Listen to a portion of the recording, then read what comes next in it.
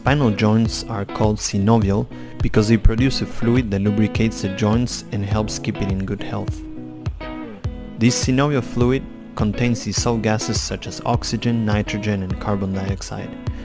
During an adjustment, the spinal joints are separated very slightly, causing a drop in pressure in the synovial fluid between the joints, the release of a gas bubble, and that signature pop sound.